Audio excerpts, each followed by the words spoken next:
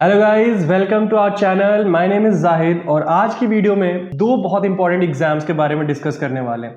तो गाइस, आपने देखा होगा हाल फिलहाल में एसबीआई पीओ ने वैकेंसी रिलीज की है और आईबीपीएस क्लर्क ने। तो टोटल मिला के करीब 10,000 की वैकेंसीज बैंक में आ चुकी हैं बैंक के लिए। तो बहुत सारे स्टूडेंट्स जो प्रिपेयर कर रहे थे या अभी प्लान कर रहे थे एक गवर्नमेंट जॉब की अच्छी अपॉर्चुनिटी के लिए, तो उनके लिए ये दो बहुत अच्छे एग्जाम आ चुके हैं। अभी हाल फिलहाल उनका नोटिफिकेशन आया है। एसबीआई पीओ नवंबर एंड तक उसका एग्जाम होना है और आईपीएस क्लर्क की बात करें तो वो भी दिसंबर एंड तक एग्जाम वो होने वाला है। ठीक है, तो सबसे पहले आज की इस वीडियो में हम क्या क्या जानने वाले हैं दोनों एसबीआई पीओ और आईबीपीएस क्लर्क की वैकेंसीज के बारे में, उनकी डिटेल इंफॉर्मेशन, उनके सिलेबस, कट ऑफ, एनालिसिस, और उसके बाद हम अपनी सेकंड पार्ट में हम अपनी स्ट्रैटेजी बनाएंगे इन एग्जाम्स को कैसे हमें क्लियर करना है। तो ठीक है गाइज, हमारे साथ बने रहिए और हमारे चैनल को लाइक कीजिए, सब्सक्राइब कीजिए। अगर आपको ये वीडियो अच्छा लगेगा तो प्लीज लाइक जरूर करेंगे, कमेंट जरूर करेंगे। तो चलिए देखते हैं कि क्या चीजें इस वीडियो में हम पढ़ने वाले हैं, क्या जानने वाले हैं, क्या खास है इस वीडियो में। तो वैसे जैसे मैं आपसे बता रहा था कि एसबीआई पीओ और आईपीएस क्लर्क 11 की दोनों की वैकेंसीज आ चुकी हैं, नोटिफिकेशन आ चुके हैं, फॉर्म फिलिंग स्टार्ट हो चुकी है। तो अब बारी है आपके प्रिपरेशन की कि आप इसको प्रिपरेशन कैसे स्टार्ट करना है। बहुत सारे स्टूडेंट्स को पता होता है इस एग्जाम के बारे में, बहुत सारे लोग काफी टाइम से प्रिपरेशन कर रहे होते हैं, बट कहीं ना कहीं किसी न किसी वजह से वो क्वालिफाई नहीं कर पाते। तो गाइज उनके लिए ये वीडियो बहुत इंपॉर्टेंट है। क्यों? क्योंकि जब तक आप किसी भी एग्जाम की प्रॉपर प्लानिंग नहीं करोगे, प्रॉपर स्ट्रेटेजी नहीं बनाओगे, आज की डेट में एग्जाम क्वालिफाई नहीं होने वाला। कितना टफ कंपटीशन हो चुका है कि आपको अगर एग्जाम क्वालिफाई करना है तो एक एक एग्जाम की प्लानिंग स्ट्रेटेजी आपके पास होनी चाहिए। तो आज हम वही चीज लेके आए आपके लिए। सिर्फ हमारे पास 40 से 60 दिन में एसबीआई पीओ और आईबीपीएस क्लर्क एग्जाम कैसे क्वालिफाई करना है ये हम देखेंगे। ठीक है, सबसे पहले हमारा सेक्शन है रिसर्च का। गाइज हमने इस वीडियो को दो पार्ट्स में डिवाइड किया है। पहला पार्ट है हमने रिसर्च का कि इन एग्जाम्स के रिसर्च करेंगे, डिटेल एनालिसिस करेंगे। उसके बाद पार्ट 2 में अपनी स्ट्रेटेजी बनाएंगे अकॉर्डिंग टू आवर रिसर्च। ठीक है, तो रिसर्च में क्या क्या चीजें हैं जाननी है हमें। सबसे पहले हमें पोस्ट के बारे में पता होना चाहिए, टोटल कितनी पोस्ट आई हुई हैं। तो अगर मैं बताऊं टोटल वैकेंसीज एसबीआई में, तो एसबीआई ने टोटल रिलीज किया 2056 वैकेंसीज पीओ के लिए और आईबीपीएस क्लर्क ने 7855 वैकेंसीज। दैट मीन्स कि टोटल अप्रॉक्सीमेटली 10,000 पोस्ट आपके पास अवेलेबल है एक गवर्नमेंट जॉब के लिए। अब इनकी इंपॉर्टेंट डेट्स देख लेते हैं कि एसबीआई के लिए इंपॉर्टेंट डेट्स हैं कि 5 अक्टूबर को रिलीज हुआ है, एप्लीकेशन फॉर्म फिल करना स्टार्ट हो चुका है। लास्ट डेट इसका है 25 अक्टूबर। पेमेंट की लास्ट फी पेमेंट करने की एग्जाम फीस की पेमेंट की लास्ट डेट है 25 अक्टूबर। एग्जाम डेट होगा जो अभी नवंबर और दिसंबर में, यानी कि नवंबर लास्ट और दिसंबर के फर्स्ट वीक में अप्रॉक्सीमेटली है। अच्छा, मेंस का एग्जाम दिसंबर के एंड में। उसके बाद हम देखते हैं आईबीपीएस क्लर्क की। आईपीएस क्लर्क का जो फॉर्म फिलिंग स्टार्ट हुआ है वो 7 अक्टूबर। आप देख रहे हो एक 5 को एक 7 को, ऑलमोस्ट सेम टाइम पे स्टार्ट है। तो अगर आप एक एग्जाम की प्रिपरेशन कर रहे हो, अगर किसी एक पैटर्न पे, तो आपके दोनों एग्जाम्स की प्रिपरेशन साथ में हो रही है। ठीक है, लास्ट डेट इसकी 27 है और इसका जो एग्जाम होगा प्री वो दिसंबर में होगा, दिसंबर फर्स्ट वीक है और सेकेंड वीक में। मेंस एग्जाम जनवरी लास्ट वीक और फेब में स्टार्ट होगा। ठीक है, 22 में, यानी कि क्लर्क का जो मेंस एग्जाम है वो 22 में स्टार्ट होगा। ठीक है गाइज, तो हमने पोस्ट देख ली और उसके बाद हमने इंपॉर्टेंट डेट्स देख ली हैं। अब आती है बारी सिलेबस की। क्या है सिलेबस दोनों का? तो प्री में आपको पता है कि 3 सेक्शंस होते हैं, क्वांट, रीजनिंग और इंग्लिश। 35 क्वेश्चंस आते हैं क्वांट और रीजनिंग से और 30 क्वेश्चंस आते हैं हमारे इंग्लिश सेक्शन से। ठीक है, तो अब उनका सिलेबस देख लेते हैं कि क्वांट से क्या क्या चीजें आ रही हैं। तो गाइज आप स्क्रीन पे देख रहे होगे डिटेल सिलेबस दे रखा है हमने कि क्वांट से और रीजनिंग से और इंग्लिश से क्या क्या चीजें कवर हो रही हैं। तो जैसा आप देख रहे हो, सिंप्लीफिकेशन है, profit and loss, mixture allegation, permutation combination, time and work, sequence series, simple interest, compound interest, उसके बाद सर्ड इंडिसेस, मेंसुरेशन, सिलेंडर, और उसके time distance, data interpretation, ratio, number system और परसेंटेज, ये सारे क्वांट के सेक्शन। उसके बाद हमारा रीजनिंग में आप देख लो alphanumeric series, directions, logical reasoning, data sufficiency, ranking और alphabet test, sitting arrangement, puzzle, coded inequalities, syllogism, blood relation, coding decoding, input output, tabulation. उसके बाद इंग्लिश में reading comprehension, fill in the blanks, cloze test, parajumbles, vocab, paragraph completion, multiple meaning, error spotting, sentence completion, tenses rules. Fine. तो ये था हमारा syllabus, complete syllabus in दोनों ही exams के लिए। गाइस आप ध्यान देना, इन दोनों ही एग्जाम्स में ये ऑलमोस्ट पूरा सिलेबस सेम है। ठीक है। डिफरेंस क्या होता है? डिफरेंस होता है डिफिकल्टी के लेवल, क्वेश्चंस के पूछने का तरीका। दोनों में सेम टॉपिक्स होंगे बट लेवल ऑफ डिफिकल्टी थोड़ी सी अलग होगी और जो क्वेश्चन की फ्रेजिंग है वो थोड़ी अलग हो जाएगी। ऑलमोस्ट सेम सिलेबस हो गया हमारा। इसके बाद एग्जाम पैटर्न भी दोनों का सेम है। क्या एग्जाम पैटर्न आपके स्क्रीन पे है? English language, quantitative aptitude, reasoning, ये 3 सेक्शंस आते हैं। तीनों में आपको क्वेश्चंस पता है। इंग्लिश में 30 क्वेश्चंस, क्वांट में 35, रीजनिंग में 35, that means total 100 question exam की प्री एग्जाम्स में आते हैं। उसके बाद मैक्सिमम मार्क्स क्या है? मैक्सिमम मार्क्स है आपके 30 इंग्लिश में, 35 क्वांट में, रीजनिंग में 35। दैट मीन्स कि हर क्वेश्चन के लिए आपको 1 मार्क्स मिलता है। नेगेटिव मार्किंग भी होती है। नेगेटिव मार्किंग कितनी है? 25%। दैट मीन्स कि अगर एक क्वेश्चन आप गलत करते हो तो 0.25 मार्क्स आपके डिडक्ट हो जाएंगे एग्जाम में। ठीक है। 100 क्वेश्चन, 100 मार्क्स के, 1 घंटे का पेपर। सेक्शनल टाइमिंग्स भी होंगी आपकी। हर सेक्शन के लिए आपको 20 मिनट्स मिल रहे हैं। दैट मीन्स कि 20 मिनट में आपको इंग्लिश के सिर्फ 30 क्वेश्चन करने का टाइम होगा, 20 मिनट में आप रीजनिंग के 35 क्वेश्चंस कर सकते हो और 20 मिनट ही मिलेंगे आपको क्वांट के 35 क्वेश्चंस को अटेम्प्ट करने में। ठीक है। तो ये हो गया हमारा टाइमिंग का पैटर्न हो गया। अब आते हैं इसके एनालिसिस। जो पिछले साल के पेपर्स की हम एनालिसिस करेंगे कि लास्ट ईयर पेपर कैसे आ रहा था, किस सेक्शन से क्वेश्चन पूछे जाते हैं, किस सेक्शन से क्वेश्चन नहीं आते, कौन सा सेक्शन ज्यादा इंपॉर्टेंट है, ये सारी चीजें। सबसे पहले हम रीजनिंग का देखते हैं।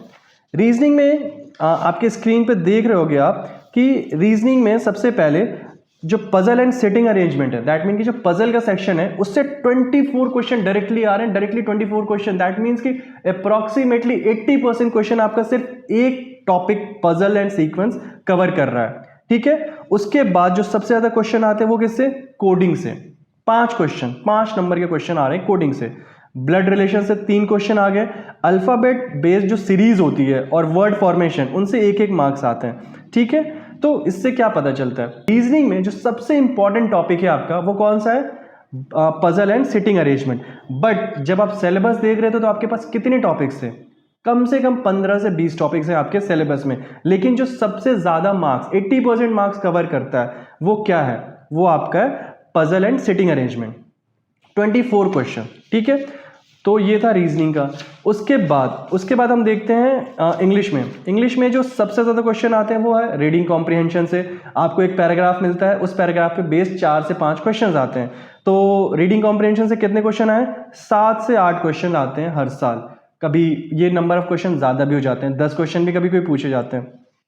उसके बाद 5 क्वेश्चन आएगा क्लोज टेस्ट। क्लोज टेस्ट में क्या होता है? आपको एक fill in the blanks type के क्वेश्चंस होते हैं। ये एक पूरा पैरा होता है जिसमें फिलिंग करनी होती है वर्ड्स की। उस प्रॉपर सेंटेंस को आपको पूरे पैराग्राफ को आपको रीड करना होता है। उसके बाद आपको अपने नॉलेज के बेस्ड पे कि उस फिल में, उस ब्लैंक में कौन सा वर्ड फिल होना चाहिए वो आप फिल करते हो। उसके बाद डबल फिलर्स आते हैं। एक सेंटेंस होगा जिसमें 2-2 ब्लैंक होंगे, उनको आपको फिल करना होता है। दैट मीन्स कि अगर मैं सिर्फ फिल इन द ब्लैंक्स ही करूं तो total fill in the blank से आपके 8 से 9 क्वेश्चंस बनते हैं।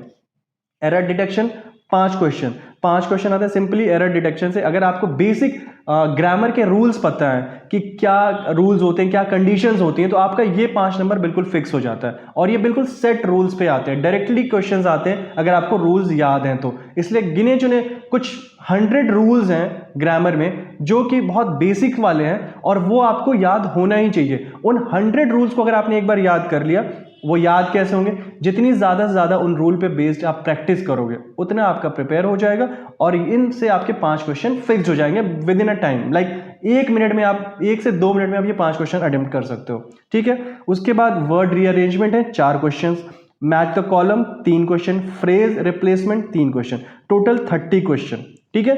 तो इसमें भी हमने देखा इंग्लिश में भी जो सबसे इंपॉर्टेंट है वो रीडिंग कॉम्प्रिहेंशन है। उसके बाद आपका क्लोज टेस्ट है, डबल फिलर्स है, यानी कि फिलर्स ज्यादा आते हैं। इसका मतलब है कि आप 4 से 5 टॉपिक अगर इंग्लिश के प्रिपेयर करते हो अच्छे से फोकस्ड होके, तो आपका इंग्लिश जो भी आपके कट ऑफ मार्क्स हैं वो क्लियर हो जाएगा, आप क्वालिफाई कर सकते हो। ठीक है। अब हम बात करते हैं हमारे क्वांट सेक्शन की।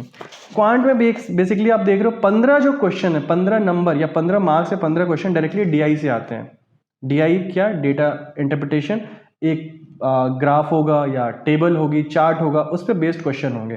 ठीक है, 15 क्वेश्चन, दैट मीन्स कि 3-3 चार्ट्स हो सकते, 3 डीआई के क्वेश्चन आएंगे जिसमें 5-5 क्वेश्चन हर ग्राफ या उसमें चार्ट में होंगे। उसके बाद जो सबसे ज़्यादा क्वेश्चन आता है वो किसका आता है, miscellaneous word problem. Miscellaneous word problem में जैसे आपका टाइम एंड वर्क हो गया, आपके टाइम स्पीड एंड डिस्टेंस हो गई, CISI हो गई, इन टॉपिक्स पे बेसिकली आपके जो अरिथमेटिक के टॉपिक्स हैं उनसे मिला के 10 नंबर का क्वेश्चन आता है। उसके बाद मिसिंग नंबर सीरीज और अप्रॉक्सीमेशन। अप्रॉक्सीमेशन बहुत ही इजी टॉपिक होता है गाइज, आपको पता होगा, अगर आप क्वेश्चन सॉल्व करते हो, आपने पढ़ा है, तो अप्रॉक्सीमेशन बहुत इजी होता है। वो सबसे कम टाइम में क्वेश्चन, सबसे कम टाइम में होने वाले क्वेश्चंस हैं अप्रॉक्सीमेशन के। बट उसके लिए आपको ज़रूरी है आपको अपने एडिशन पे, सब्ट्रैक्शन, मल्टीप्लिकेशन, डिवीजन जैसे जो बेसिक मैथमेटिकल ऑपरेशंस हैं उन पे काम करना होगा। आपको बोर्ड मास का नियम, रूल पता होना चाहिए। तो अगर आपको बोर्ड मास पता है और आपके बेसिक एप्लीकेशन मैथमेटिकल ऑपरेशंस पता है तो आप बहुत ही इजीली ये 5 मार्क्स ले सकते हो, और बहुत ही श्योर होते हो कि इसमें आपके क्वेश्चंस गलत होने के चांसेस बहुत ही कम होते हैं।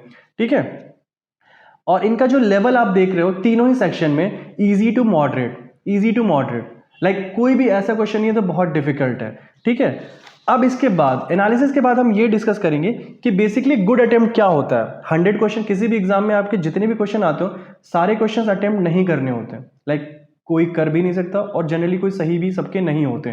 तो आपको अपना स्ट्रैटेजी बनानी है। आपको स्ट्रैटेजी आपकी क्या होनी चाहिए, आपकी प्लानिंग ये नहीं होनी चाहिए कि आपको 100 क्वेश्चन अटेम्प्ट करने हैं। अगर आप वो स्ट्रैटेजी बनाओगे आप फेल हो जाओगे। आपकी स्ट्रैटेजी होनी चाहिए कि सबसे पहले आपको उतने क्वेश्चन अटेम्प्ट करने हैं जिससे कि आप एग्जाम क्वालिफाई कर लो। उसके बाद वो जब अचीव करते हो आप, उसके बाद आप नंबर ऑफ क्वेश्चंस बढ़ाओ कि आपकी रैंक और बेटर हो और मार्क्स और बेटर हो। ठीक है, तो सबसे पहला हमारा टारगेट क्या होना चाहिए, ये उन सभी स्टूडेंट्स के लिए जो फर्स्ट टाइम भी प्रिपरेशन कर रहे हैं और फर्स्ट टाइम एग्जाम देने वाले हैं, उन सभी की बात कर रहा हूं। ठीक है गाइज, तो ये बहुत इजी एग्जाम होने वाला है, बस आपको एक प्रॉपर स्ट्रैटेजी होनी चाहिए। अब हम बात करते हैं गुड अटेम्प्ट क्या होता है। तो गाइज इंग्लिश के सेक्शन में अगर आप 18 से 20 क्वेश्चन करते हो तो आपका बहुत अच्छा अटेम्प्ट माना जाता है। इस अटेम्प्ट में आप एग्जाम क्वालिफाई, आपके कट ऑफ क्वालिफाई से भी अच्छे मार्क्स आएंगे। उसके बाद जो सेकंड सेक्शन है रीजनिंग का, रीजनिंग में 19 से 21, 19 to 21 क्वेश्चंस अगर आप अटेम्प्ट कर रहे हो, दैट मीन्स, और ये कब की बात है, अगर पेपर इजी टू मॉडरेट है। अगर पेपर के डिफिकल्ट लेवल बढ़ जाता है, पेपर मॉडरेट से भी ज़्यादा डिफिकल्ट हो जाता है, तो ये ऑब्वियसली ये जो नंबर ऑफ अटेम्प्ट है वो थोड़े कम हो जाएंगे। बट आपको परेशान होने की ज़रूरत नहीं। क्वेश्चन का लेवल अगर इंक्रीज हो रहा है, डिफिकल्ट लेवल हो रहा है, तो सभी के लिए होगा और सभी के ही नंबर ऑफ क्वेश्चन कम हो जाएंगे और कट ऑफ उस हिसाब से जाएगी। तो इन सब चीज़ों से परेशान नहीं होना चाहिए। एग्जामिनेशन हॉल में आपको ये सब चीज़ें बिल्कुल भी नहीं सोचनी है। थर्ड है क्वांट। क्वांट में भी वही है, 19 से लेके 21-22 क्वेश्चन अगर आप करते हो तो आपका बहुत अच्छा अटेम्प्ट होता है। ठीक है गाइज, तो ओवरऑल जो आप क्वेश्चन अटेम्प्ट कर रहे हो वो लगभग 58 to 63 क्वेश्चन हैं। ठीक है, अगर आपने 58 से 64 या 63 क्वेश्चन अटेम्प्ट किए हैं, दैट मीन्स कि आप श्योर हो जाओ कि आप एग्जाम क्वालिफाई कर रहे हो और आप मेंस एग्जाम्स के लिए जा रहे हो। ठीक है, अच्छा अब आप देखो टोटल 100 क्वेश्चन थे, हमने अटेम्प्ट कितना करना है क्वालिफाई करने के लिए, सिर्फ 60 to 64 क्वेश्चन। ठीक है, तो हमारा जो फोकस होना चाहिए, हमारी जो स्ट्रेटेजी होनी चाहिए वो इस हिसाब से होनी चाहिए कि पहला टारगेट हमारा 60 to 70 क्वेश्चन हमारे अटेम्प्ट करने हैं। ठीक है, तो उसके लिए क्या करना है, उसके लिए हमें पूरे सिलेबस पे फोकस करने की जरूरत नहीं है, क्योंकि हमारे पास इतना टाइम नहीं है, क्योंकि हमें सिर्फ कॉन्सेप्ट्स नहीं पढ़ने, हमें प्रैक्टिस भी करनी है, हमें मॉक टेस्ट भी देने हैं। वो चीज़ें हम बातें आगे करेंगे। बट मैं पहले बता रहा हूं कि आपको फोकस 100 क्वेश्चन का नहीं करना, आपको फोकस 60 to 70 क्वेश्चन का करना है, और एक्यूरेसी होनी चाहिए, क्वेश्चन सही होने चाहिए। आपको सिर्फ नंबर ऑफ क्वेश्चन इंक्रीज करने के चक्कर में गलत क्वेश्चन पे मार्क नहीं करना है, क्योंकि नेगेटिव मार्किंग है। ठीक है गाइज, तो ये हो गया हमारे गुड अटेम्प्ट्स की बात। अब हम बात करते हैं कि आपका कट ऑफ क्या जाता है। तो लास्ट ईयर जो हमने कट ऑफ देखी थी वो SBI में 58 to 63 गई थी, जनरल की बात मैं कर रहा हूँ। क्लर्क के एग्जाम में भी जो हमें कट ऑफ की बात है वो अप्रॉक्सीमेटली यही गई थी, 50 to 60 के बीच में कट ऑफ थी।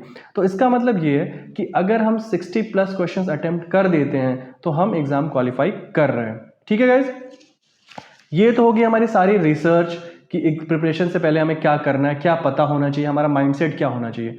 अब हमें सब कुछ पता है, अब हम स्टार्ट करेंगे अपनी स्ट्रैटेजी बनाना कि हमारी स्ट्रैटेजी क्या होनी चाहिए। तो गाइस स्ट्रैटेजी में सबसे पहली चीज़ जो आती है वो आता है हमारा स्टडी प्लान, कि हम अपनी पढ़ाई कैसे करनी है, हमें अपने टॉपिक्स को कैसे डिवाइड करना है, हमें क्वांट को कितना टाइम देना है, हमें रीजनिंग को कितना टाइम देना है, हमें इंग्लिश को कितना टाइम देना है। ये हर स्टूडेंट के लिए अलग होगा। हर स्टूडेंट अपनी स्ट्रेंथ और वीकनेस को जानता है कि किसी का क्वांट ज़्यादा अच्छा होता है, किसी की रीजनिंग अच्छी होती है, किसी की इंग्लिश अच्छी होती है। तो वो प्लानिंग आपको अपने हिसाब से करनी है कि आपका जो टॉपिक ज़्यादा वीक है उसमें आपको ज़्यादा मेहनत की ज़रूरत है, उसके लिए आप उसको ज़्यादा टाइम दोगे। ठीक है, आपको वीकली अपना टाइम टेबल बनाओ पर डे का, कि आप पर डे क्या पढ़ रहे हो, कितना पढ़ रहे हो। ठीक है, तो सबसे पहले आपका स्टडी प्लान होगा। आपने प्रॉपर स्टडी प्लानिंग कर ली अपने टॉपिक्स के हिसाब से, अपने वीकनेस और स्ट्रेंथ के हिसाब से। सेकंड चीज़ आती है कॉन्सेप्ट क्लियर करना। गाइस, जो भी टॉपिक आप पढ़ रहे हो उसके कॉन्सेप्ट्स क्लियर होने चाहिए। कोई भी टॉपिक आप सिर्फ ऊपर ऊपर पढ़ के आप एग्जाम क्वालिफाई नहीं कर सकते हो। आपको थोड़ी बहुत नॉलेज हो जाएगी, बट वो टेम्परेरी नॉलेज होगी, वो शायद आप 2-3 दिन बाद, 4 दिन बाद भूल जाओगे। इसीलिए कॉन्सेप्ट्स का क्लियर होना बहुत ज़रूरी है, चाहे वो क्वांट हो, चाहे वो रीजनिंग हो, चाहे वो इंग्लिश हो। हर टॉपिक का एक प्रॉपर कॉन्सेप्ट होता है कि वो क्वेश्चन कैसे ब्रेक करना है। अगर आपने वो डिकोड कर लिया, वो कॉन्सेप्ट आपको क्लियर हो गया कि अगर मुझे परसेंटेज के क्वेश्चन है या CISI के क्वेश्चन है, इनका बेसिक कॉन्सेप्ट क्या है। हर क्वेश्चन, हर टॉपिक का एक बेसिक कॉन्सेप्ट होता है जिस पे वो बेस्ड होता है और जिस पे वो इजीली हम उसको सॉल्व करते हैं। अब जब आपके एक बार कॉन्सेप्ट क्लियर हो जाते हैं तो आप उसकी प्रैक्टिस करो, उन क्वेश्चन की ज़्यादा से ज़्यादा प्रैक्टिस करो। जितनी ज़्यादा आपकी प्रैक्टिस होगी उतना ही कम टाइम लगेगा आपको उस क्वेश्चन को अटेम्प्ट करने में। तो एग्जाम हॉल में आपके पास टाइम बहुत कम है, ये आपको पता है। 100 क्वेश्चन 60 मिनट्स, ठीक है। वो तो चलो, आपको 100 क्वेश्चन को छोड़ो, अगर आप 70 या 60 क्वेश्चन भी अटेम्प्ट करने की ट्राई कर रहे हो, दैट मीन्स कि you have only 1 minute for each question. तो 1 मिनट में अगर क्वेश्चन आपको क्रैक करना है, आपको क्वेश्चन उसी 1 मिनट में आपको क्वेश्चन को पढ़ना होगा, आपको डिकोड करना होगा, आपको उसके कॉन्सेप्ट को समझना होगा और जो भी कैलकुलेशंस है वो भी करनी होगी। तो आप सोचो आपके पास कितना कम टाइम है। तो इसीलिए जितने से ज़्यादा वैरायटी के क्वेश्चंस, आपकी वैराइटीज ऑफ क्वेश्चंस की प्रैक्टिस करोगे, ज़्यादा क्वेश्चंस लगाओगे, आपकी कैलकुलेशन स्ट्रांग होगी, आपकी कैलकुलेशन बहुत अच्छी हो जाएगी और आपके लिए क्वेश्चन को क्रैक करना बहुत ईजी हो जाएगा, क्योंकि आपको अलग अलग वैरायटी क्वेश्चंस पता है। तो आपको पता है कि ये क्वेश्चन कैसे सॉल्व होना है, आप उसके कॉन्सेप्ट को समझ चुके होगे। ठीक है, तो प्रैक्टिस बहुत जरूरी है, डेली बेसिस पे आपको प्रैक्टिस होनी चाहिए। गाइस, ये सिर्फ 40 दिनों की बात है। अगर आपने 40 दिन डट के मेहनत कर ली, डट के प्रैक्टिस कर ली, उसके बाद आपकी एक अच्छी जॉब होगी, एक प्रॉपर गवर्नमेंट जॉब होगी, एक अच्छी सैलरी होगी, आप जो चाहो वो अचीव कर सकते हो। तो इन 40 दिनों के लिए प्लीज अपने करियर के लिए डिवोट कर दो, पूरी तरह से सब कुछ भूल के। खास करके सोशल नेटवर्किंग साइट से दूर रहो, फेसबुक, इंस्टा, इन सब से दूर रहो। ये सिर्फ आपका टाइम वेस्ट करने की चीजें हैं। अगर ये 40 दिन अगर आप ये नहीं करोगे तो उसके बाद आपके पास बहुत टाइम होगा उनको यूज करने का। बट अगर आप ये 40 दिन भी नहीं कंट्रोल कर पाए तो शायद आपको हमेशा वही करना पड़े और ये सब चीजें, एग्जाम्स वगैरह आपसे क्वालिफाई नहीं होने वाले। तो गाइस, प्लीज 40 दिन फोकस करो अपने एग्जाम पे। एक बार एग्जाम क्लियर हो गया उसके बाद आपके लिए सभी चीजें इजी हैं। प्रैक्टिस की बात कर रहा था, प्रैक्टिस करो। प्रैक्टिस के बाद जो सबसे इंपॉर्टेंट चीज आती है वो है मॉक टेस्ट की। मॉक टेस्ट जरूर देना है यार। हर स्टूडेंट ये सोचता है कि यार मैंने बुक ले ली, क्वेश्चंस कॉन्सेप्ट क्लियर है, प्रैक्टिस कर रहा हूं, बुक से क्वेश्चंस लगा रहा हूं, मैं अब क्वेश्चन एग्जाम में कर लूंगा। नहीं, जब तक आपको एग्जाम हॉल की सिचुएशन से फेमिलियर नहीं होगे, वो प्रेशर आप नहीं झेलोगे, उसकी प्रैक्टिस आपको नहीं होगी, आप एग्जाम में क्वेश्चंस अटेम्प्ट नहीं कर पाओगे। क्यों? क्योंकि जब हम घर पे प्रैक्टिस कर रहे होते हैं तो हम बहुत फ्री माइंडेड होते हैं, हम टाइम कैलकुलेट नहीं करते। हम एक क्वेश्चन को शायद 5 मिनट में भी कर देते हैं, एक क्वेश्चन को 3 मिनट में भी कर देते हैं, तो हमें लगता है हाँ क्वेश्चन तो हमसे अटेम्प्ट हो रहे हैं। बट हमारा टारगेट क्वेश्चन को अटेम्प्ट करने का नहीं है, सिर्फ क्वेश्चन को सही करना, अटेम्प्ट करना नहीं है। हमें with in a time limit, एक प्रॉपर गिवन टाइम में उस क्वेश्चन को अटेम्प्ट करना है। तो उसके लिए मॉक टेस्ट बहुत जरूरी है, और खास करके ऑनलाइन, क्योंकि आप ऑनलाइन मॉक टेस्ट सीरीज होने वाली है। तो ऑफलाइन भी टेस्ट दो, बट आप एक प्रॉपर टाइमर वगैरह यूज करो, एक 60 मिनट उसमें सेट करो और तीनों सेक्शन 20-20 मिनट के लिए आप दो। अदरवाइज आपको ऑनलाइन मॉक टेस्ट सीरीज भी ज्वाइन करनी चाहिए। इससे क्या होगा कि आपको एक तो टेक्नोलॉजी से भी अवेयर हो गया कि किस तरह से कंप्यूटर पे पेपर्स आता है, किस तरह से हम टेस्ट देते हैं, कैसे एग्जाम हॉल में क्या सिचुएशन होती है, कैसे टाइमर काम करता है, ये सारी चीज़ें। इनफैक्ट मतलब एक तरह से आप बहुत ज़्यादा फेमिलियर हो जाओगे। तो जब आप फाइनली जब एग्जाम देने पहुंचोगे सेंटर पे, तो आपके लिए चीज़ें बहुत ईजी हो जाएंगी। आपके दिमाग में तब ये एक्स्ट्रा क्वेश्चन नहीं होंगे कि पेपर कैसा होगा, सिस्टम कैसे काम करता होगा, कंप्यूटर में क्या प्रॉब्लम्स तो आती नहीं है, कैसे पेपर देंगे, या जो भी चीज़ें हैं। जो अदर दूसरी थिंकिंग्स है ना वो दिमाग से क्लियर रहेंगी, आप बिल्कुल कॉन्फिडेंट होगे कि हाँ मुझे बस अटेम्प्ट करना है अपने क्वेश्चंस पे। तो इसलिए मॉक टेस्ट बहुत ज़रूरी है, और खास करके ऑनलाइन मॉक टेस्ट। तो आप जहाँ से भी जो भी ऑनलाइन सीरीज मिलती हैं 5 टेस्ट 10 टेस्ट आप बिल्कुल ज्वाइन करो और टेस्ट दो। इतनी महंगी टेस्ट सीरीज भी नहीं होती हैं, हर चैनल पे हर कंपनीज प्रोवाइड कराती हैं। मैं लिंक में भी आपको डिस्क्रिप्शन में आपको लिंक दूंगा उस टेस्ट सीरीज का, जो कि बिल्कुल फ्री है, ठीक है। तो वो टेस्ट सीरीज ज्वाइन कीजिए, आप टेस्ट दीजिए, बुक्स पढ़िए, प्रैक्टिस कीजिए। तो अगर आप ये चीज़ें, ये स्ट्रैटेजी फॉलो करते हो तो 40 दिनों में आप SBI PO, IPS क्लर्क या IBPS PO और भी जो फर्दर बैंकिंग एग्जाम होने वाले हैं, कोई भी एग्जाम हो आप इजीली क्रैक कर लोगे, ठीक है गाइज। लास्ट आती है चीज़ रिवीजन की। बहुत सारी चीज़ें जब 40 दिन की आप पढ़ाई कर रहे हो तो शायद जो डे 1 डे 2 या फर्स्ट वीक में आपने जो पढ़ा हो, मे भी शायद वो कुछ थोड़ा बहुत आप भूल रहे हो या कुछ ऐसी चीज़ें हो, तो वो सारी चीज़ों को आप एक बार रिवाइज करो ज़रूर। रिवीजन का टाइम ज़रूर रखना, खास करके इंग्लिश में जो रूल्स हैं उनके रिवीजन के लिए, मैथ्स में कुछ फॉर्मूलेज हैं या टिप्स हैं, ट्रिक्स हैं, उनके लिए उनको प्रैक्टिस करो, रिवाइज करते रहो, ताकि वो आपके बिल्कुल यूज़ में हो, भूलो नहीं, ठीक है गाइज। तो ये था आज की वीडियो में, हमने SBI PO और IPS क्लर्क एग्जाम बिना कोचिंग के सिर्फ सेल्फ स्टडी से 40 दिनों में कैसे क्रैक कर सकते हो, ये हमने वो चीज़ आपको बताई है, और ये बहुत ही फ्रूटफुल होने वाली है आपके लिए अगर आप ये अच्छे से फॉलो करते हो तो। बाकी गाइज हमने डिस्क्रिप्शन में अच्छी आपके लिए इन दोनों एग्जाम्स के लिए बुक्स, टेस्ट सीरीज और जो भी कंटेंट है वो सारी चीज़ें लिंक दे रखी हैं। उसके अलावा आपको कोई भी हेल्प चाहिए हो हमारी टीम से, आप प्लीज़ कमेंट सेक्शन में जाकर कमेंट कर सकते हो, और जो भी क्वेश्चंस हो आप क्वेश्चंस पूछ सकते हो। और लास्ट में प्लीज़ वीडियो को लाइक करो, सब्सक्राइब करो, शेयर करो, और कोई भी सजेशन हमारे लिए प्लीज़ गाइज वो सजेशन शेयर करो हमारे साथ, ठीक है guys. All the very best for your preparation, thank you guys.